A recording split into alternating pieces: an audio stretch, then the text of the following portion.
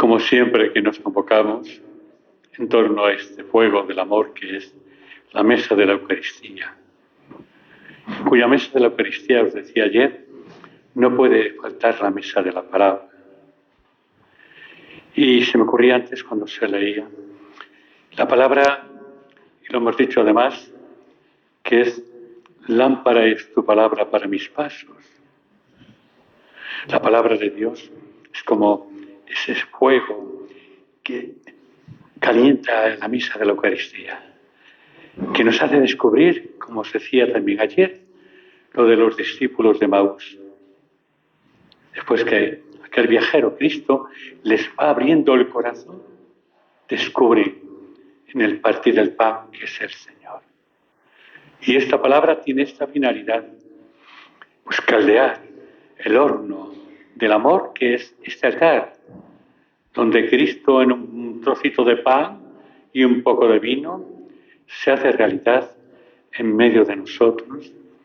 Y necesitamos que también las brasas calienten el horno, esté el horno preparado para que tú y yo, cuando venimos a recibir al Señor, digamos de verdad, no soy digno de que entres en mi casa.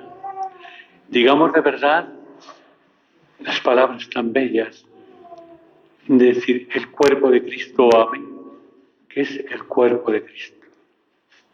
Por eso es importante celebrar con toda esta capacidad, diríamos, litúrgica, humana, la Eucaristía. A mí me da un gran dolor cuando veo fieles cristianos que se quedan, que vienen, que no escuchan la homilía, que no escuchan nada, que hacen de la Eucaristía un reducto de espiritualidad que no lleva a ningún sitio. Y creo que si algo es importante, único, es la Eucaristía, que además lo tenemos que cultivar. La Virgen en ese mensaje, que es el más importante, nos dice eso, que demos valor a la Eucaristía, que vayamos aquí al sagrario. ¿Cuánto tiempo perdemos parloteando, a veces molestando? Y qué poco tiempo ganamos sentados en un banco, contemplando el sagrario nada más. No hace falta convertir el templo en una biblioteca de espiritualidad. No. El templo debe ser siempre ante el Señor un corazón que habla, un corazón que escucha al buen Señor Jesús, el Hijo de Dios, que nació de María, nuestra Madre. Esa es la realidad. Pero nos llena mucho, tal vez, la farándula de una religiosidad folclórica, pero tal vez no impacta en nosotros la presencia de Cristo en nuestro caminar. Y precisamente hoy, siguiendo lo del otro día, hemos leído el libro de los Proverbios. Como os dije, pertenece al libro de la sabiduría. Algunos aluden que estos libros de los Proverbios, el libro de la sabiduría, es obra de Salomón. Son ideas nada más, pero no es una apuesta teológica. Y el libro de los Proverbios, esas frases tan sencillas, que es una gran riqueza de la Iglesia, de la palabra de Dios. Son pequeñas frases que os decía también, como los refranes en los pueblos. Un refrán habla más que un consejo, que una exhortación constante, un refrán. Y tenemos aquí, cuando dice el autor sagrado, no añadas nada a sus palabras, ni te repliques.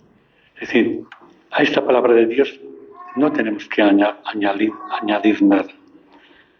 Pero sí es cierto que en este libro de los Proverbios hay unas frases que tenemos que meditar interiormente.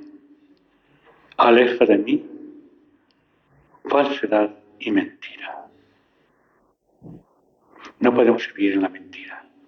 En la mentira de la hipocresía, de una vida que no responde interiormente a la fe que exteriormente a veces manifestamos.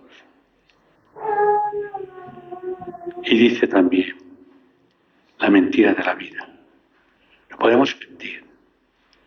Tenemos unos mandamientos: no tomarás, no darás falso testimonio ni mentirás. Y lo más grande es esto: no me des riquezas ni pobreza. ¿Os acordáis el pasaje del maná? Que solamente podían coger lo que tenían que comer el mismo día, y esta es la vida. No me des riquezas y pobreza, porque si el Señor Dios nos da riquezas, tal vez nos olvidamos de Él. Creemos que las riquezas, como es el mundo de hoy, el dinero, don dinero, es el demonio que se manifiesta rodeado de billetes, talones bancarios, para cuando muramos que nos lo metan en la caja bien apretado, para que el Señor diga: oh, ¿cuánto has ganado? Y es más, dice, ni pobreza, porque alguien cuando se siente que no tiene pan para comer, que está desheredado de la mesa de los hermanos, dirá: pero hombre, ¿cómo Dios permites que estos niños mueran de hambre, estas personas? La mesa de la Eucaristía es la mesa donde todos tenemos pan, el pan de Cristo. Y ese pan de Cristo no solamente es el cuerpo y la sangre de Cristo, ese pan de Cristo es la vida misma a compartir. Si yo como el pan de Cristo, el bocadillo, cuando vas de viaje o de peregrino, sacas el bocadillo bien repleto y ves al otro que no tiene, realmente es la pobreza. El otro dirá: ¿y este de qué va? Por eso, hermanos, estas palabras son palabras tan bellas. No me des riqueza ni pobreza. Concédeme, como decía en Maná, mi ración de pan. Esa ración de pan de cada día. Que el Señor no sea que robe, incluso dice, por tener necesidad. Estas palabras son maravillosas. Este refrán: no me des riquezas ni pobreza. Aléjame de la falsedad y de la mentira. Y cuando leemos el Salmo responsorial, lámpara es tu palabra para mis pasos. Esta es lámpara. ¿Cuántas veces nos afanamos por leer la vida de este santo, del otro, buscar y tal? ¿Y esto qué lo tenemos? ¿Olvidado en la estantería de casa o de la vida? La única lámpara que puede guiar al hombre es la palabra de Dios. Esto es que tal santo, la otra santa, el otro, dicen esto y lo otro. Y la palabra de Dios, ¿qué dice? Que es el gran libro para un creyente, la palabra de Dios. Por eso, hermanos, que esta es la realidad que escuchemos también aquí. Cuando se pide al Señor que Él sea la lámpara, que nos aparte de la mentira y de la falsedad. Todo este salmo responsorial es un salmo que tenemos que leer despacio para que nos vaya iluminando por la vida. Por esto, hermanos, el libro de los Proverbios es una joya dentro de la Sagrada Escritura, dentro del libro de la sabiduría. Y después el Evangelio que hemos escuchado. Pero hay unas palabras que nos conviene atender. Está cerca el reino de Dios, dice el Señor. Convertíos y creed en el Evangelio. Todo el mundo está preocupado. ¿Cuándo vendrá el milagro, el aviso, todo esto? Estos montajes. En cambio, olvidamos estas palabras. Está cerca. Y cuando leemos en la Sagrada Escritura toda una referencia, nos damos cuenta. Convertíos y creed en el Evangelio. Un congreso, una reunión, ¿cuál es la finalidad? Convertirse. Y estar en comunión con la Iglesia, con mi obispo. No echarle un pulso al obispo ni a la iglesia. A ver, hombre, ¿qué haces? Que no apruebas garabandad. No, hermanos. Todo lo que puedan ustedes hacer sea para convertirse personalmente. Tú, yo y el otro. El congresista y el no congresista. Todo el mundo. Y dejemos los artilugios y estas cosas, si no llevan aquí, mal asunto. Si una promoción o un congreso o lo que sea no lleva estas palabras de conversión y de fundamentar la fe, ¿en quién? ¿En lo que dice este señor, la otra, santa, el otro? No, en el Evangelio. ¿Por qué motivo? Porque María es el Evangelio vivo de Cristo. Y esto que no lo olviden esta gente. María es el Evangelio vivo de Cristo. Y como se suele decir, las buenas prendas de calidad no se ponen en el escaparate por sí solas. Se promociona a veces lo que crees que no vale y vale en el fondo. Por esto hagamos realidad estas palabras. Y ya para terminar el Evangelio, para dejar al Padre que hable a los suyos y a todos ustedes, ¿cuál es el Evangelio que hemos proclamado? Que es el envío del Señor a los 12. San Lucas tiene 2 envíos.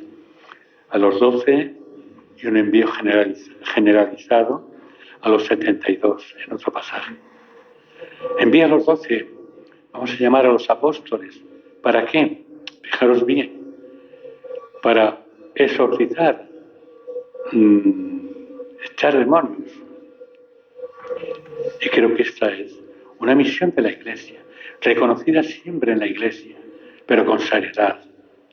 No tienes que llevar un exorcismo. Es como si a uno le dicen, tú tienes que tomar un paracetamol, que es que no andas bien. Un exorcismo es algo muy serio, muy profundo y que la Iglesia siempre ha potenciado. Y creo que es una palabra con la cual no podemos juzgar ni jugar. Y entonces les da autoridad para que expulsen, echen demonios, para que curen enfermos. Claro está, a los 12, ¿eh? Y entonces les dice eso, curar enfermos, ¿qué es? No solamente los demonios, sino el pecado del hombre, curar el pecado del hombre que camina junto a él, y el pastor, el apóstol, curar su pecado personal también. Y esta es, y después dice, y anunciar el Evangelio. Echar demonios, curar enfermos, enfermedades, y anunciar el Evangelio.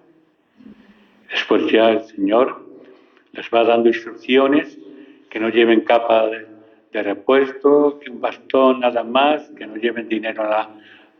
¿Por qué motivo? Porque a veces la Iglesia, institución, nos hemos vendido al mejor postor y hemos querido sacar de nuestra misión un bienestar económico o también un bienestar, diríamos, de presumir y de relieve social. Los pastores de la Iglesia, los apóstoles, tienen que vivir siempre con una austeridad tremenda, tenemos que vivir con una dignidad y con una pobreza de espíritu. Ahí tenemos al bueno de San Francisco de Asís, tenemos a las órdenes menores, muchos santos que a lo largo de la vida fueron siendo testigos de la pobreza del Evangelio. Por eso les dice eso. No llevéis alforja, ni talega, ni nada, ni una capa de repuesto, solo lo opuesto. Y cuando os reciben bien una casa, pues bendito sea Dios. Y cuando en un pueblo te reciben mal, pues hasta luego. Y estas son, fijaros, dichas hace 2000 años, son experiencias que vivimos hoy día. Este pastor, sea obispo, sea papa, sea sacerdote, me estorba. No entra dentro de mí, idiosincrasia religiosa, a ver cuando nos lo quitan de en medio. No, hermanos. Por eso el pastor no debe nunca tener miedo a ninguna realidad que pueda atentar contra su dignidad como anunciador del Evangelio. Y les va diciendo también lo que tienen que hacer: curar enfermos, anunciar la palabra, como dice el Papa Francisco, es la iglesia en misión. Y esto es lo que tenemos que hacer. Pues que hoy nosotros, ante esta realidad del libro de los Proverbios, este Evangelio, tenemos todos la misión de anunciar la buena nueva. ¿Cómo y de qué manera? Con nuestro testimonio personal, unos y otros.